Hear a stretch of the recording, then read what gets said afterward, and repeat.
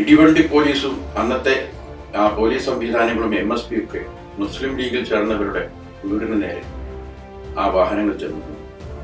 League വിടാൻ തയ്യാറുണ്ടോ? ഇല്ലെങ്കിൽ പല കേസുകളിലും നിങ്ങൾ പ്രതിയാക്കപ്പെടുമെന്ന ഭീഷണിയുണ്ട്. അക്കാലത്ത് ബ്രിട്ടീഷുകാരുടെ കാലത്തുണ്ടാക്കിയ പല നിയമങ്ങളും ബ്രിട്ടീഷുകാർ പോയിട്ടും ഈ രാജ്യത്ത് നിന്ന് പോയിട്ടില്ല.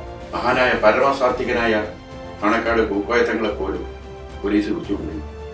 NV അബ്ദുസ്സലാം മൗലവിയെ സുബഹി നിസ്കരിക്കാൻ പള്ളിപ്പറമ്പിലിട്ട് ഓടിച്ചിട്ടുണ്ട്.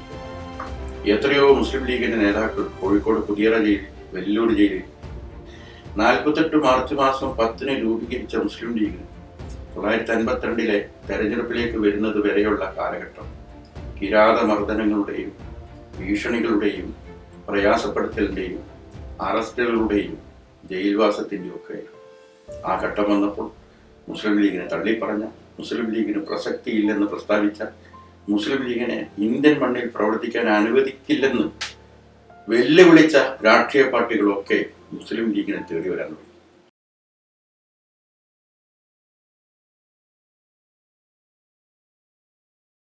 അസ്സലാമു അലൈക്കും വറഹ്മത്തുള്ളാഹി വബറകാതുഹു. പറപ്പൂർ പഞ്ചായത്ത് മുസ്ലിം യൂത്ത് ലീഗിന്റെ പൊളിറ്റിക്കൽ സ്കൂളിന്റെ ഭാഗമായി നാം ഇന്ന് ഒരു പുതിയ സെഷനിലേക്ക് കിടക്കുകയാണ്. എന്നോട് ഇവിടെ അവതരിപ്പിക്കാൻ പറഞ്ഞിരിക്കുന്നത് മുസ്ലിം ലീഗിന്റെ പാർലമെന്ററി പോരാട്ടങ്ങളും മുന്നേറ്റങ്ങളും സംബന്ധിച്ച വിഷയങ്ങളാണ്. നമുക്കറിയാം, സ്വാതന്ത്ര്യാനന്തരം ആദ്യമായി ഇന്ത്യ രാജ്യത്ത് തെരഞ്ഞെടുപ്പ് നടക്കുന്നത് 1952-ലാണ്. 1952 രാജ്യം തെരഞ്ഞെടുപ്പിലേക്ക് നീങ്ങിയപ്പോൾ മുസ്ലിം ലീഗ് ആകട്ടെ 48 മാർച്ച് 10 പിറന്നു വീണു. 1952 എത്തുന്ന ആ കാലഘട്ടം, ആ ഡ്യൂറേഷൻ ഏറ്റവും വലിയ മർദ്ദന മുറകൾ മുസ്ലിം ലീഗിന് നേരെ വന്ന കാലഘട്ടം കൂടിയാണെന്നത് പ്രത്യേകമായി ഓർക്കുക. രൂപീകരിച്ച നാൾ തൊട്ട് വ്യാപകമായി മുസ്ലിം ലീഗ് പിരിച്ചുവിടണമെന്ന ക്യാമ്പയിനുകൾ ഉണ്ടായി. മുസ്ലിം ലീഗിന്റെ രൂപീകരണം തന്നെ പലരെയും അത്ഭുതപ്പെടുത്തി.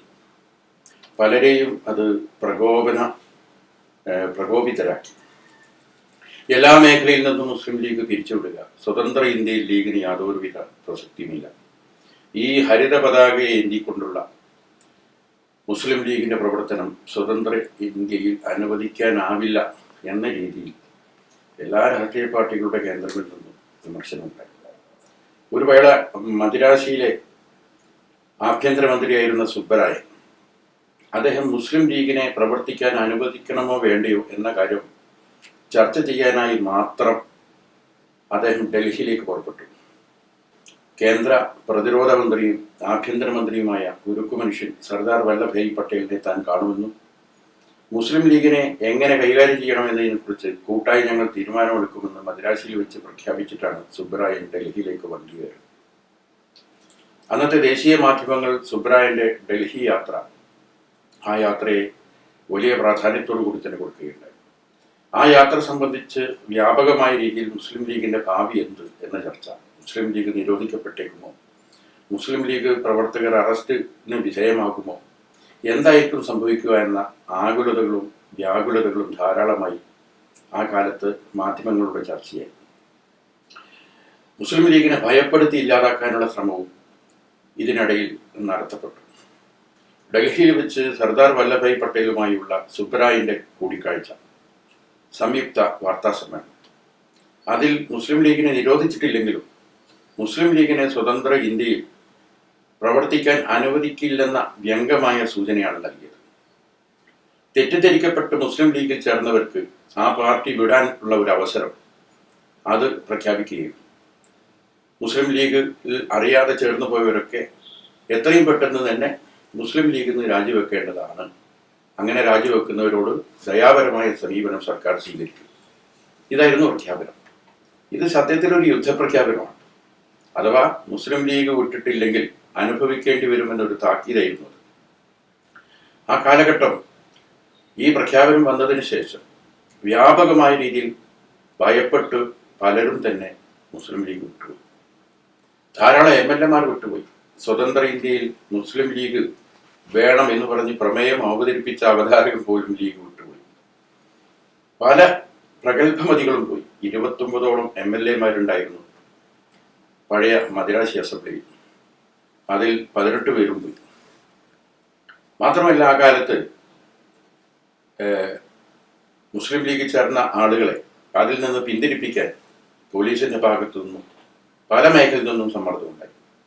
പലരും ലീഗിൽ നിന്ന് രാജിവെച്ച് അത് പത്രത്തിൽ വിജ്ഞാപനം ചെയ്യുന്നിടത്ത് വരെ എത്തി. കാരണം തനിക്കെതിരെ കേസ് വരാതിരിക്കാൻ ഇന്നാൾ മുസ്ലിം ലീഗിൽ നിന്ന് രാജിവെച്ചിരിക്കുന്നു എന്ന പത്രപരസ്യം വരെ നൽകുന്ന ഒരു കാലം അതുണ്ടായി. ഇടിവണ്ടി പോലീസും അന്നത്തെ പോലീസ് സംവിധാനങ്ങളും MSP ഒക്കെ മുസ്ലിം ലീഗിൽ ചേർന്നവരുടെ വീടിന് നേരെ ആ വാഹനങ്ങൾ ചെന്നു നിന്നു. ലീഗ് വിടാൻ തയ്യാറുണ്ടോ? ഇല്ലെങ്കിൽ പല കേസുകളിലും നിങ്ങൾ പ്രതിയാക്കപ്പെടുമെന്ന ഭീഷണിയുണ്ടായി. അക്കാലത്ത് ബ്രിട്ടീഷുകാരുടെ കാലത്തുണ്ടാക്കിയ പല നിയമങ്ങളും ബ്രിട്ടീഷുകാർ പോയിട്ടും ഈ രാജ്യത്തുനിന്ന് പോയിട്ടില്ല. മുസ്ലിങ്ങളെ മാത്രം, പ്രത്യേകിച്ച് മലബാറിലെ മാപ്പിളമാരെ കസ്റ്റഡിയിൽ എടുക്കുവാനും അങ്ങനെ കസ്റ്റഡിയിൽ എടുക്കുന്നവരെ ഒരു ജഡ്ജിക്ക് മുമ്പിലോ കോടതിക്ക് മുമ്പിലോ ഹാജരാക്കാതെ തന്നെ കാരാഗ്രഹത്തിൽ അടയ്ക്കുന്ന നിയമം ബ്രിട്ടീഷുകാരുണ്ടാക്കിയിരുന്നു. ആ ആക്ട് വരെ സ്വാതന്ത്ര്യത്തിന് ശേഷവും ബ്രിട്ടീഷുകാരുണ്ടാക്കി വെച്ച ആക്ട് ലീഗുകാർക്കെതിരെ പ്രയോഗിക്കപ്പെട്ടു. വളരെ തീക്ഷ്ണമായ നാളുകളായി. മാത്രമല്ല, ഹൈദരാബാദ് ആക്ഷൻ നമുക്കറിയാം. ഹൈദരാബാദ് നൈസാമിനോട് ഇന്ത്യയിൽ ലയിക്കാൻ ആവശ്യപ്പെട്ട് പരസ്യ പ്രസ്താവനയും നൈസാമിന് കത്ത് കൊടുത്തേക്കും ചെയ്ത പാർട്ടിയാണ് ഇന്ത്യൻ യൂണിയൻ മുസ്ലിം ലീഗ്. മഹാനായ ഖൈദമില്ലത്ത് മുഹമ്മദ് ഉസ്മാൻ സാഹിബ് അദ്ദേഹത്തിന്റെ കത്ത് ജനറൽ സെക്രട്ടറി മെഹബൂബ് അലി ബേഗ്, അദ്ദേഹം വിജയവാഡ സ്വദേശിയാണ്, ആന്ധ്രാപ്രദേശിലെ. തൊട്ടടുത്ത നഗരമായ ഹൈദരാബാദിലെ നൈസാമിന്റെ അടുത്ത് ചെന്ന് ഖൈദമില്ലത്തിന്റെ കത്ത് കൈമാറാറുണ്ട്. അക്കാലത്ത് മജ്ലിസെ ഇത്തിഹാദുൽ മുസ്ലിമീൻ MIM-ന്റെ ആളുകൾ എന്താണ് നൈസാമിനോട് ഇന്ത്യയോട് കീഴടങ്ങാൻ ആവശ്യപ്പെട്ടുള്ള ഇസ്മായിൽ സാഹിബിന്റെ കത്തുമായി മെഹബൂബ് അലി ബേഗ് നൈസാമിന്റെ കൊട്ടാരത്തിലേക്ക് പോയാൽ അതുപോലെ തിരിച്ചു പോരില്ല എന്ന് അന്ന് ഭീഷണി മുഴക്കിയിരുന്നു. പക്ഷെ മെഹബൂബ് അലി ബേഗ് എന്ന ധീരനായ ഇന്ത്യൻ യൂണിയൻ മുസ്ലിം ലീഗിന്റെ പ്രഥമ ജനറൽ സെക്രട്ടറി പറഞ്ഞു, എൻ്റെ കയ്യിലുള്ളത് മഹാനായ ഇസ്മായിൽ സാഹിബിന്റെ കത്താണ്. ഇന്ത്യൻ മുസ്ലിങ്ങളുടെ വികാരമാണ് ഈ കത്തിന്റെ അകത്തുള്ളത്. എന്ത് പ്രതിബന്ധങ്ങളുണ്ടെങ്കിലും ഈ കത്തുമായി ഞാൻ നൈസാമിന്റെ കൊട്ടാരത്തിലേക്ക് പോകും, നൈസാമിനെ കാണും, ഈ കത്ത് ഞാൻ ഏൽപ്പിക്കും.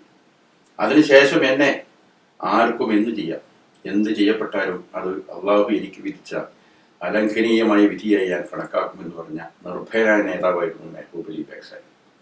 ആ കത്ത് വരെ കൊണ്ടുകൊടുത്തു. അതിലൂടെ ഇന്ത്യൻ മുസ്ലിങ്ങളുടെയും ഇന്ത്യൻ യൂണിയൻ മുസ്ലിം ലീഗിന്റെയും നിലപാടെന്താണ്? ഹൈദരാബാദ് ഇന്ത്യയോടൊപ്പം ലയിക്കണമെന്നാണ്. അങ്ങനെ ഒരു നിലപാടെടുത്ത ഒരു കക്ഷിയെ, ആ കക്ഷിയുടെ നേതാക്കളെയാണ് ഹൈദരാബാദ് നൈസാമിനോടൊപ്പം ചേർന്ന് രാജ്യത്തിനെതിരെ പ്രവർത്തിച്ചു എന്ന കുറ്റം ചുമത്തി വ്യാപകമായി വേട്ടയാടി. മഹാനായ പരമസാത്വികനായ പാണക്കാട് പൂക്കോയത്തങ്ങളെ പോലും പോലീസ് വിളിച്ചുകൊണ്ടുപോയി. NV അബ്ദുസ്സലാം മൗലവിയെ സുബഹി നിസ്കരിക്കാൻ പള്ളിപ്പോയെടുത്തുനിന്ന് പള്ളിപ്പറമ്പിലിട്ടിട്ട് ഓടിച്ചിട്ട് പിടിക്കാൻ. എത്രയോ മുസ്ലിം ലീഗിന്റെ നേതാക്കൾ കോഴിക്കോട് പുതിയറ ജയിലിൽ, വെല്ലൂർ ജയിലിൽ, അങ്ങനെ ധാരാളം സ്ഥലങ്ങളിൽ ജയിലുണ്ട്. തമിഴ്നാട്ടിലെ മുസ്ലിം ലീഗിന്റെ ഒരു MLA അർദ്ധപാതിരക്കാണ് പിടിച്ചുകൊണ്ടേ വലിച്ചഴച്ച് ജീപ്പ് കയറ്റി. ജയിലിലെത്തിയില്ല, വഴിമധ്യേ അദ്ദേഹം മരണപ്പെടുകയും ചെയ്തു. ഹൈദരാബാദ് ആക്ഷനുമായി ബന്ധപ്പെട്ട് വ്യാപകമായ ലീഗ് നേതാക്കളെ വേട്ടയാടി. ജയിലുകളൊക്കെ ലീഗിനാൽ നിറഞ്ഞു കഴിഞ്ഞു. ക്ഷുഭിതനായ ഖൈദമില്ലത്ത് മുഹമ്മദ് ഉസ്മാൻ സാഹിബ്, അന്നത്തെ മദ്രാസി ഗവർണർ ബ്രിട്ടീഷുകാരനായി, രാജ്ഭവനിലേക്ക് കയറി ചെന്നിട്ട് എന്തിനാണ് എൻ്റെ പ്രസ്ഥാനത്തിന്റെ നേതാക്കളെ നിങ്ങൾ വേട്ടയാടുന്നത്? പാണക്കാട് PMSA പൂക്കോയത്തങ്ങൾ എന്ന ഒരു സാത്വികനായ ഒരു മനുഷ്യനെ വരെ എന്താണ് പിടിച്ചുകൊണ്ടേയിരിക്കുകയാണ്. ആയിരക്കണക്കിന് ആളുകളെ പിടിച്ചുകൊണ്ടേയത്. എന്തിനാണ് പിടിച്ചുകൊണ്ടേയത്? ഹൈദരാബാദ് നൈസാമിനോടുള്ള ഞങ്ങളുടെ സമീപനം എന്താണെന്നത് കൃത്യമായി രേഖാമൂലം നൈസാമിനെയും അറിയിച്ചിട്ടുണ്ട്, പ്രധാനമന്ത്രിയെ അറിയിച്ചിട്ടുണ്ട്. പിന്നെ ആ പേരിൽ എന്തിന് ഞങ്ങളെ വേട്ടയാടി? അതായത് ഹൈദരാബാദ് ആക്ഷൻ നടക്കുമ്പോൾ നൈസാമിന് നേരെ ഇന്ത്യൻ ആർമി പോകുമ്പോൾ നൈസാമിനെ സഹായിക്കാൻ സാധ്യതയുള്ളവരെ മുൻകരുതൽ തടങ്കിൽ വെക്കണമെന്ന കേന്ദ്ര ആഭ്യന്തര മന്ത്രാലയത്തിന്റെ ഒരു സർക്കുലർ ഉണ്ടായിരുന്നു. ആ സർക്കുലർ ദുരുപയോഗം ചെയ്തുകൊണ്ട് സുബ്ബരായൻ എന്ന കടുത്ത ലീഗ് വിരോധിയായ മദ്രാശിയെ ആഭ്യന്തരമന്ത്രി ഇതിന്റെ മറവിൽ ഒപ്പിച്ച വേലയാണ്. ഉസ്മാൻ സാഹിബ് ഗവർണർ മുമ്പിൽ വെച്ച് പറഞ്ഞു, അവരെ വിടാതെ ഞാൻ ഈ രാജ്ഭവൻ വിട്ടു പോവില്ല, ഞാനിവിടെ കിടന്ന് പെടഞ്ഞു മരിക്കുന്നു പറഞ്ഞു. അങ്ങനെയാണ് ഗവർണർ അടിയന്തരമായി കേന്ദ്രവുമായി ബന്ധപ്പെടുന്നു. അപ്പോൾ ഇസ്മായിൽ സാഹിബ് മുസ്ലിം ലീഗിന്റെ നിലപാട് എന്താണെന്നത് ആകാശവാണിയിലൂടെ ഒന്ന് പ്രഖ്യാപിച്ചു കഴിഞ്ഞാൽ അവരെ വിട്ടയക്കാനുള്ള സംവിധാനം ഉണ്ടാക്കാമെന്ന് ഗവർണർ ഇസ്മായിൽ സാഹിബിനോട് പറയുകയും രാജ്ഭവനിലേക്ക് ആകാശവാണിയുടെ പ്രതിനിധി വന്നു. അവിടെ വെച്ചിട്ട് ഈ നൈസാം വിഷയത്തിൽ മുസ്ലിം ലീഗിന്റെ നേരത്തെയുള്ള തീരുമാനം എന്താണെന്നുള്ളത് ഒരു വട്ടം കൂടി ഇസ്മായിൽ സാഹിബ് പ്രഖ്യാപിക്കുകയും അതിനെ തുടർന്നാണ് വിട്ടയക്കപ്പെടുന്നത്. ഇതൊക്കെ സന്ദർഭോചിതമായി പറയുന്നത് 48 മാർച്ച് മാസം 10 രൂപീകരിച്ച മുസ്ലിം ലീഗ് 1952 തെരഞ്ഞെടുപ്പിലേക്ക് വരുന്നത് വരെയുള്ള കാലഘട്ടം കിരാതമർദ്ദനങ്ങളുടെയും ഭീഷണികളുടെയും പ്രയാസപ്പെടുത്തലിൻ്റെയും അറസ്റ്റുകളുടെയും ജയിൽവാസത്തിൻ്റെയും ഒക്കെ ആ ഒരു തലമുറ അന്ന് നടത്തിയ അത്യധ്വാനം ത്യാഗവുമാണ് മുസ്ലിം ലീഗ് എന്ന പാർട്ടിയുടെ സ്വതന്ത്ര ഇന്ത്യയിലെ അടിത്തറ എന്ന് നമ്മൾ മനസ്സിലാക്കുക. അങ്ങനെ ഒരു തറക്ക് പുറത്താണ് ഇത് കെട്ടിപ്പടുക്കപ്പെടുന്നത്. മുസ്ലിം ലീഗ് മത്സരിക്കുന്നു എന്ന് പറഞ്ഞപ്പോൾ ആദ്യം തന്നെ പല ഭാഗത്തുനിന്നും വിമർശനം വന്നു. ഉസ്മാൻ സാഹിബ് അതിന് കൊടുത്ത മറുപടിയിലാണ്, തെരഞ്ഞെടുപ്പിൽ മത്സരിക്കുന്നതും വിജയിക്കുന്നതും തോൽക്കുന്നതും അല്ല വിഷയം, മറിച്ച് ഇന്ത്യ രാജ്യം ഈ രാജ്യത്തിന്റെ പ്രക്രിയ ആരംഭിക്കുക. ഇതൊരു പ്രഥമ തെരഞ്ഞെടുപ്പാണ്. നമ്മുടെ രാജ്യം ഒരു ജനാധിപത്യ സോഷ്യലിസ്റ്റ് രാഷ്ട്രമാണ്, ഒരു സെക്യുലർ രാഷ്ട്രമാണ്.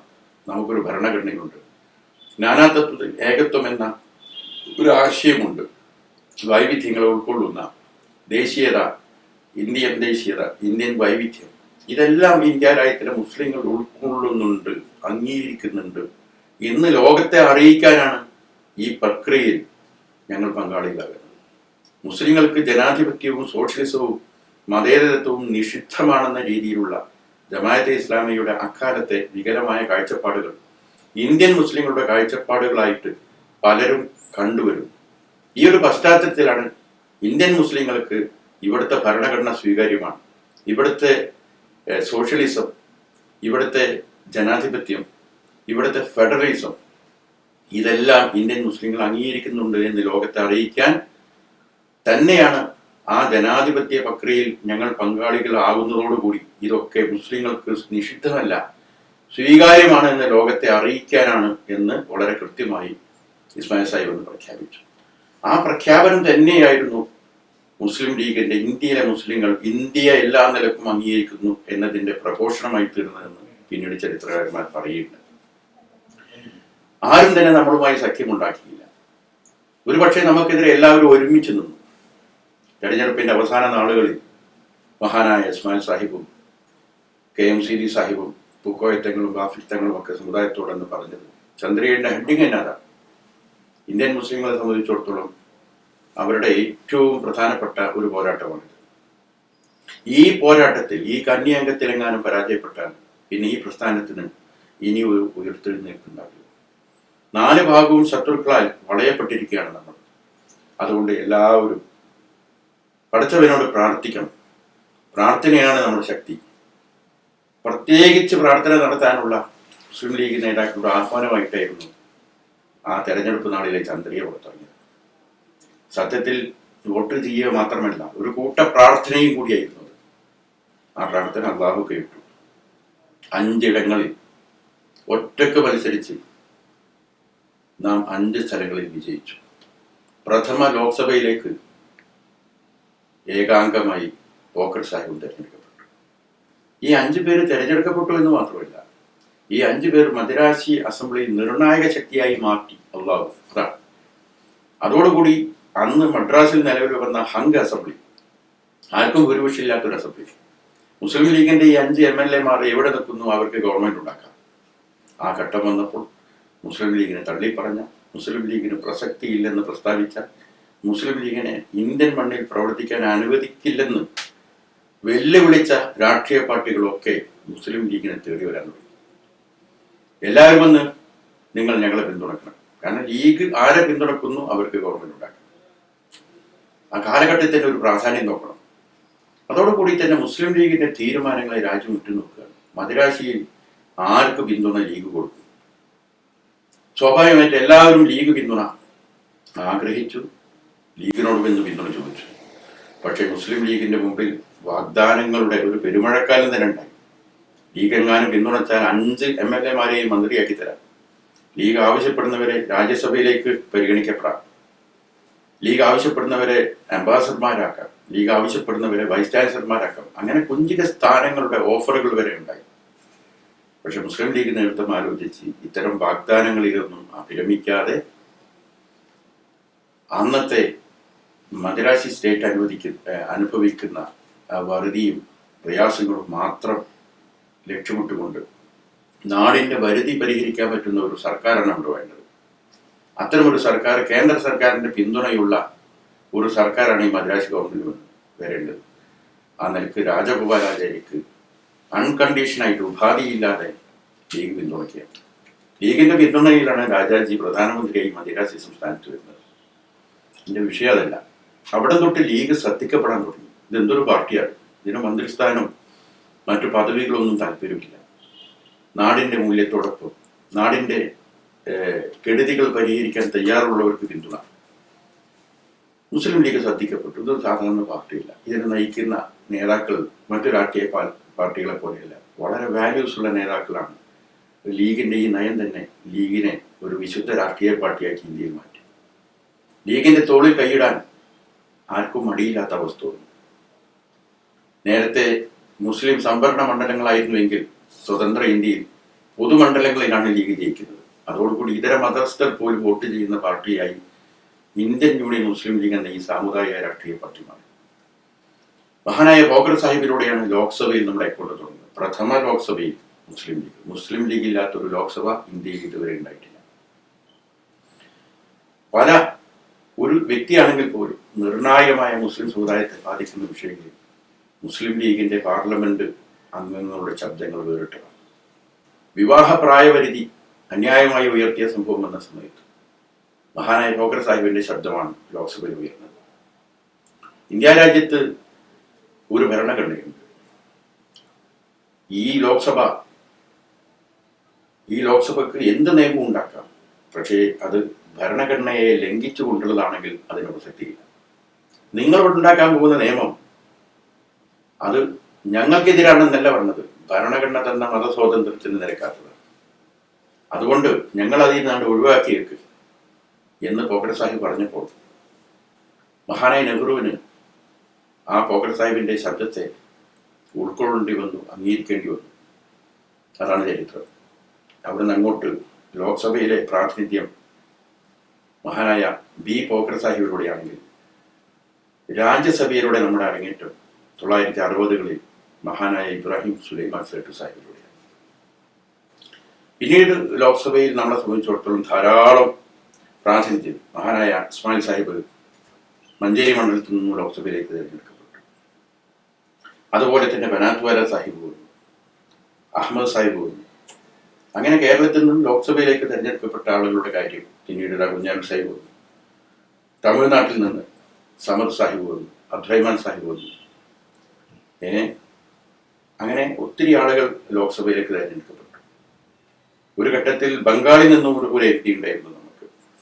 രാജ്യസഭയിലേക്ക് കേരളത്തിൽ നിന്ന് തന്നെ ഹമീദ് അലി ഷംനാട് സാഹിബ്, BV അബ്ദുൽ സാഹിബ്, കൊരമ്പയിൽ അഹമ്മദ് ഹാജി സാഹിബ്, അതേപോലെ തന്നെ അങ്ങനെ ഇപ്പോഴത്തെ വഹാബ് സാഹിബ്, സമദാനി സാഹിബ്, ഇതൊക്കെ രാജ്യസഭയിലേക്ക് പോകപ്പെട്ടില്ല. തമിഴ്നാട്ടിൽ നിന്നും സമദ് സാഹിബിന് പുറമെ ഖ്വാജ മൊയ്തീൻ സാഹിബ്, AKM റിഫായി സാഹിബ്, അങ്ങനെ തുടങ്ങിയ പലരും രാജ്യസഭയിലേക്ക് തിരഞ്ഞെടുക്കപ്പെട്ടിട്ടുണ്ട്. ലോക്സഭയിലും രാജ്യസഭയിലും ഒക്കെ മുസ്ലിം ലീഗിന്റെ പോരാട്ടം എന്ന് പറഞ്ഞാൽ ഇന്ത്യ രാജ്യത്ത് ഒരു തുല്യതയില്ലാത്ത പോരാട്ടമാണ്. ഇന്ത്യ രാജ്യത്തിലെ മുസ്ലിങ്ങളുടെ ഇസ്ലാമിക് ഐഡന്റിറ്റി ഉള്ള ധാരാളം സ്ഥാപനങ്ങളുണ്ട്. അതിൽപ്പെട്ട ഒന്നായിരുന്നു ഉസ്മാനിയ സർവകലാശാല. ഉസ്മാനിയ സർവകലാശാലയുടെ ഇസ്ലാമിക് ക്യാരക്ടർ എടുത്തു കളയാൻ നൂറുൽ ഹസനിലൂടെ ഒരു ശ്രമം ഉണ്ടായപ്പോൾ ശക്തമായി അതിനെതിരെ ചെറുത്തുനിൽപ്പ് നടത്തിയത് മുസ്ലിം ലീഗിന്റെ ലോക്സഭാംഗങ്ങളാണ്. ഇത് പറയുമ്പോൾ ഈ ഉസ്മാനിയ സർവകലാശാലയുടെ അതിൻ്റെ നടത്തിപ്പുകാർ, അതിൻ്റെ ഭാരവാഹികൾ, അതിൻ്റെ സംഘടനകൾ സർവകലാശാലയുടെ ക്യാരക്ടർ എടുത്തു കളയാനുള്ള ഒരു ബില്ലുമായി HRD മന്ത്രാലയം വരുന്നു എന്നറിഞ്ഞപ്പോൾ തന്നെ അവർ ലീഗിനെ ശരണം പ്രാപിക്കുകയായിരുന്നു, രക്ഷിക്കണം. പാർലമെന്റിൽ ശക്തമായി പോരാടണമെന്ന് അവരിങ്ങോട്ട് വന്ന് പറയുകയായിരുന്നു. അതുപോലെ തന്നെ അലീഗർ മുസ്ലിം യൂണിവേഴ്സിറ്റിയുടെ ഇസ്ലാമിക് ക്യാരക്ടർ എടുത്തുകളയാനുള്ള ശ്രമം നടന്നപ്പോൾ പ്രൊഫസർ മുഹമ്മദ് കരീം ചക്ലയിലൂടെയാണ് അന്നതൊരു ശ്രമം ഉണ്ടായത്. അപ്പോഴും അലീഗർ യൂണിവേഴ്സിറ്റിയുടെ കോർട്ട്, അതിന്റെ ലീഡർഷിപ്പ് മുസ്ലിം ലീഗിന്റെ നേതാക്കളെടുത്ത് വരികയാണ്. എന്നിട്ട് ലീഗിനോട് പറയുകയാണ്, എന്താണ് തോൽപ്പിക്കണം, ഇങ്ങനെ ഒരു നിയമം വരാൻ പോകുന്നുണ്ട്, അതിനെ ചെറുത്ത് തോൽപ്പിക്കണം. മഹാനായ ഖായിദ മില്ലത്തും ഇബ്രാഹിം സുലൈമാൻ സാഹിബ് കൊടുക്കുന്ന ടീമാണ് അലിഗഡ് മുസ്ലിം സർവകലാശാലയുടെ ഇസ്ലാമിക് ക്യാരക്ടർ എടുത്തുകളിയാനുള്ള നീക്കം എന്ന് അതുപോലെ തന്നെ ജാമിയ മിലിയ ഇസ്ലാമിക യൂണിവേഴ്സിറ്റി, ജാമിയ മിലിയ ഇസ്ലാമിക മൗലാന ഹക്കീമുൽ അജ്മൽ ഖാൻ കോൺഗ്രസ്സുകാരനായ ഒരു നേതാവാണ്. അദ്ദേഹത്തിന്റെ നേതൃത്വത്തിൽ ഉണ്ടാക്കപ്പെട്ട പ്രശസ്തമായ ജാമിയ മിലിയ ഇസ്ലാമിക സർവകലാശാലയുടെ ഇസ്ലാമിക് ക്യാരക്ടർ എടുത്തു കളഞ്ഞപ്പോൾ അതിനെതിരെ ലോക്സഭയിൽ ഇബ്രാഹിം സുലൈമാൻ സാഹിബും ബനാത് വാല സാഹിബും നടത്തിയ പോരാട്ടം ഐതിഹാസിക പോരാട്ടമാണ്. സേട്ടു സാഹിബ് ഇല്ലാത്തൊരു തക്കം നോക്കിയിട്ടാണ് ആ ബില്ല് പാർലമെന്റിൽ വരുന്നത്. അന്നത്തെ പ്രധാനമന്ത്രിയെ സേട്ടു സാഹിബ് വിളിച്ചിട്ട് പറഞ്ഞു, ആ ബില്ല് നീട്ടിവെക്കണം, നീട്ടിവെക്കാൻ പറ്റില്ലെന്ന് പറഞ്ഞു.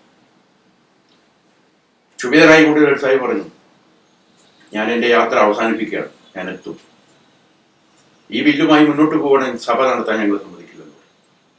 കനത്ത സ്വരത്തിൽ തന്നെ സേട്ടു സാഹിബ് പറഞ്ഞു. ഇവിടെ സേട്ടു സാഹിബ് ബനാത്ത് വേലയും വിചാരിച്ച ഒരു ലോക്സഭ എങ്ങനെ നിർത്തിവെക്കാൻ പറ്റും? ഭരണകൂടം അതിനെ പരിഹാസ്യമായി കണ്ടു. വളരെ പ്രധാനമായ ആഗോള മുസ്ലിങ്ങളുടെ ഒരു സഭയായ റാബിത്തത്തുൽ ആലമീൻ ഇസ്ലാമിയുടെ വളരെ പ്രധാനപ്പെട്ട യോഗം, ആ യോഗത്തിൽ പങ്കെടുക്കാതെ തിരിച്ചു വരിക. തിരിച്ചു വന്ന് തലേ ദിവസം വാർത്താ സമ്മേളനം നടത്തി പറഞ്ഞു, നാളെ ഞങ്ങളുടെ ചൈതന്യത്തിൻ്റെ ഏറ്റവും വലിയ അടയാളങ്ങളായ പ്രധാനപ്പെട്ട 2-3 ഒരു സർവകലാശാലയാണ് ഈ ജാമിയ മിലിയ. അതിൻ്റെ തനത് സ്വഭാവം എടുത്തു കളയാൻ പോവാണ്. നാളെ ഈ നീക്കമായി തന്നെയാണ് ഗവൺമെന്റ് പോകുന്നതെങ്കിൽ നാളെ സഭ നടത്താൻ ഞങ്ങൾ സമ്മതിക്കില്ല. അത് വല്ലാത്തൊരു വെല്ലുവിളിയായിരുന്നു. പക്ഷേ എല്ലാ പത്രങ്ങളും പരിഹാസമായിട്ടായിരുന്നു ഈ 2 ലീഗുകാരെ വിചാരിച്ചാൽ സഭ എന്ത് ചെയ്യാൻ പറ്റും. പിറ്റേ ദിവസം HRD മിനിസ്റ്റർ ഈ ബില്ല് പാർലമെന്റിൽ അവതരിപ്പിക്കുന്ന ഘട്ടം, മീഡിയ ഗാലറി വിദേശ പത്രക്കാരടക്കം ഫുള്ളാണ് മീഡിയ ഗാലറി. എല്ലാവരും ജിജ്ഞാസയോട് കൂടി ചോദിക്കുകയാണ്, എന്താ ചെയ്യാൻ പറ്റുക? ഈ ഘട്ടത്തിലാണ് എന്ത് സംഭവിക്കുന്നത്? ബില്ല് അവതരിപ്പിക്കലും അവതരണം നടന്നുകൊണ്ടിരിക്കുകയും പാർലമെന്റിലെ ഏറ്റവും പിറകിലെ സീറ്റിലുണ്ടായിരുന്ന സേട്ടു സാഹിബും ബനാത്ത് വാല സാഹിബും യുവാക്കളെ പോലെ അവിടെ നിന്ന് ഓടുകയായിരുന്നു. ഓടി മിനിസ്റ്ററുടെ ചേംബറിലേക്ക് കയറി ബില്ല് അവതരിപ്പിച്ചു കൊണ്ടിരിക്കുന്ന മന്ത്രിയുടെ കയ്യിൽ നിന്നും ബില്ല് തട്ടിപ്പറിച്ച് വാങ്ങി കീറിക്കളഞ്ഞു. ഒരു ബില്ല് കീറിക്കളയുക എന്ന് പറഞ്ഞാൽ ലോക്സഭയെ സംബന്ധിച്ചിടത്തോളം ഒരു ചെറിയ വിഷയമാണ്.